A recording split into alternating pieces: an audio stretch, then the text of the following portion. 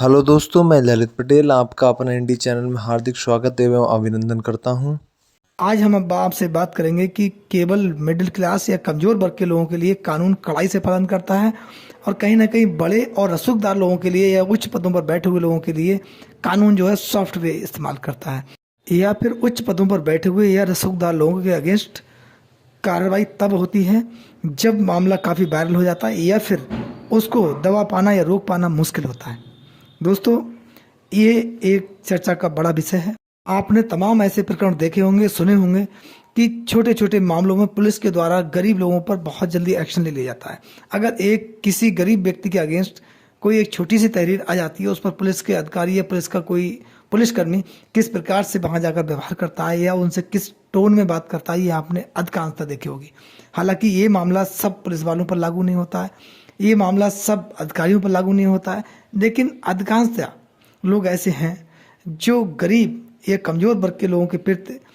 उनका व्यवहार कैसा रहता है। यदि वो उनके कार्यालयों में जाते हैं या उनके समक्ष कोई शिकायत को लेकर जाते हैं तो मुझे तमाम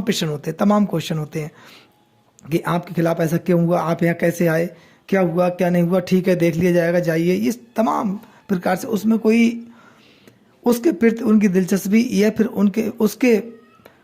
अगेंस्ट जो जिस प्रकार का कोई कृत्य हुआ है या उसकी कोई घटना घटित हुई है उस पर ज़्यादा सक्रियता नहीं दिखाई जाती है। अगर यही मामला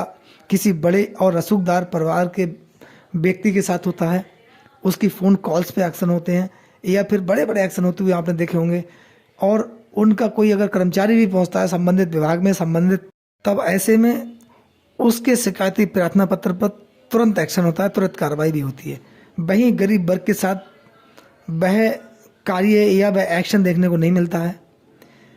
अगर कोई बड़े रसूखदार व्यक्ति के द्वारा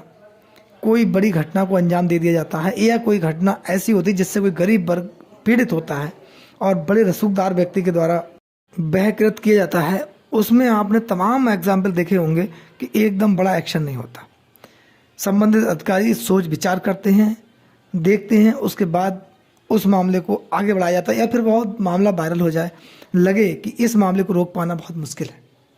ठीक उसी प्रकार से देश में ये महसूस होता है लोगों को कि कहीं ना कहीं बड़े और रसूखदार लोगों के लिए कानून व्यवस्था अलग है, यानी कि उनकी न्याय व्यवस्था अलग है, और गरीब व्यक्ति के लिए वह व्यवस्था अलग दिखाई देती है। ठीक उसी प्रकार आप देखिए ज्योति मौर्य और आलोक मौर्य के मामले में। आलोक मौर्य ने अपनी पत्नी पर गंभीर आरोप लगाए थे मनीष दुबे के अगेंस्ट, अपनी हत्या की साजिश का आरोप लगाया था ज्योति मौर्य और मनीष दुबे पर। लेकिन इसमें जांच कमेटी बैठी, जांच कमेटी के द्वारा डेट निश्चित की गई आलोक मौर्य को एविडेंस देने के लिए, जबकि इसके उलट देखा जाए अगर यही घटना किसी अन्य व्यक्ति ने की होती और ज्योति मौर्य के द्वारा प्रार्थना पत्र दिया जा चुका होता कि मेरी हत्या की साजिश रची जा रही है, शायद मैं मानता हूं कि 1 घंटा नहीं लगता एक्शन होने में, उसके अगेंस्ट एक्शन होता। या फिर मनीष दुबे के द्वारा कोई प्रार्थना पत्र अगर दिया जाता या केवल एक फ़ोन कॉल्स की जाती, ऐसे में उस गरीब व्यक्ति के खिलाफ एक्शन होता और वो कहीं ना कहीं सलाखों के पीछे होता, तमाम आरोप उसके पीछे लग चुके होते। ये एक गरीब व्यक्ति को न्याय और एक उच्च पद पर बैठे हुए व्यक्ति को न्याय, दोनों में अंतर है, काफ़ी फर्क है। अगर इसी प्रकार के आरोप किसी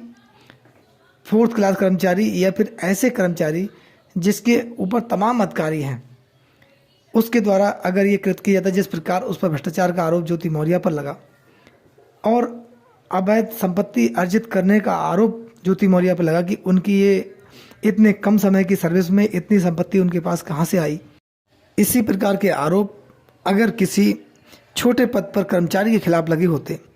वह बहुत जल्दी सलाखों के पीछे होता और रातों रात मीडिया की सुर्खियों में आ गया होता और वह उस कार्रवाई से उसका परिवार पीड़ित हुआ होता, कहीं ना कहीं परेशान हुआ होता। दोस्तों, यहाँ पर सोचने की बात यह है, क्या कानून उसी प्रकार से पालन करता है जिस प्रकार से व्यक्ति का लेवल होता है, यानी कि पालन उसी हिसाब से करवाया जाता है। आप अभी ताज़ा प्रकरण देखिए, दिल्ली के सीएम केजरीवाल का मामला है। उनको ईडी ने सम्मन किया, डेट किया, लेकिन उन्होंने उसकी परवाह नहीं की और वो अपने चुनाव प्रचार में गए। यानी कि ठीक अगर और देखा जाए, पश्चिम बंगाल की सीएम ममता बनर्जी के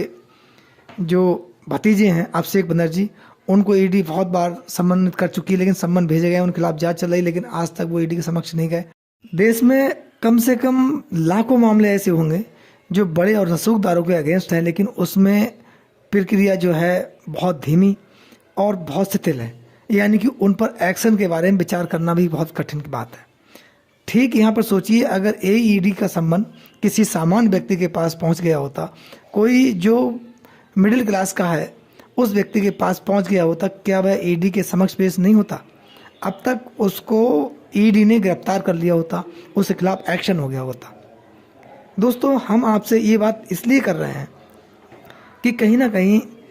आज भी समाज में व्यवस्था है, कुछ अधिकारी या कुछ कर्मचारी ऐसे हैं जो गरीब और अमीर का भेदभाव देखते हैं, या कहीं ना कहीं उन्हें बड़े या रसूखदार व्यक्ति के खिलाफ कार्रवाई करने में सोचना पड़ता है, समझना पड़ता है, कहीं ना कहीं भय का माहौल उनके अंदर रहता है। ठीक इसके उलट गरीब व्यक्ति के मामले में उसे सोचने की ज़रूरत नहीं है, उसके खिलाफ एक्शन लेने में, कार्रवाई करने में उन्हें किसी प्रकार का भय नहीं है। और अगर यही खाई अगर बांट दी जाए, गरीब और अमीर के बीच की जो खाई है वो बांट दी जाए, न्याय व्यवस्था सबके लिए समान हो जाए और सब लोग उसका कड़ाई से पालन हो, सबके खिलाफ समान एक्शन हो, इसी स्थिति में हमारे देश से भ्रष्टाचार स्वयं समाप्त हो जाएगा और भ्रष्टाचार की जगह हमारे देश में बिल्कुल नहीं रहेगी। देश में तमाम मामले ऐसे हैं जिनके बारे में चर्चा करना या बात करना, मैं मानता हूँ एक छोटे से वीडियो में बहुत मुश्किल है, समय अधिक चाहिए, लेकिन जागरूकता की ज़रूरत है। आम जनता को जागरूकता की ज़रूरत है, हमें और आपको। जब तक हम जागरूक नहीं होंगे, हम अपने विचारों को नहीं रखेंगे, हम अपनी बात समाज के सामने नहीं रखेंगे, कहीं ना कहीं हमें पिछड़ना होगा। ज्योति मौर्या के मामले में देखिए, पूरा मामला हाईलाइट रहा, पूरा मामला मीडिया के सामने सुर्खियों में रहा, देश के सामने जन जन तक पहुंचा, लोग, महिलाएं प्रताड़ित हुई है, लोगों को इसका सामना भी करना पड़ा। लेकिन इसमें कब जांच हुई, किस प्रकार जांच हुई, जांच अधिकारी कौन थे और क्या जांच की गई, ये सब हमें और आपको जानकारी है, सर्वविदित है, सबको ज्ञान है। इसमें आलोक मौर्या ने क्यों शिकायत वापस ली, किस प्रकार से वापस ली, कौन इसमें दोषी था, कौन निर्दोष था, मनीष दुबे के खिलाफ क्या एक्शन हुआ, नहीं हुआ, या महिला होमगार्ड को न्याय मिला, नहीं मिला, ये तमाम प्रश्न ऐसे हैं। क्या गरीबों को केवल वोट डालने का अधिकार है? केवल गरीब उसी समय सम्मानीय होता है जिस समय उसे वोट की ज़रूरत होती है, या फिर गरीब केवल भीड़ जुटाने के लिए है? ऐसे तमाम प्रश्न हैं। इन प्रश्नों को उठाने वाला कौन है, इनके जवाब कहाँ मिलेंगे, ये सोचने की बात है और हमें और आपको सोचना भी चाहिए। दोस्तों, इस पूरे प्रकरण में जो मैंने आपके समक्ष रखा,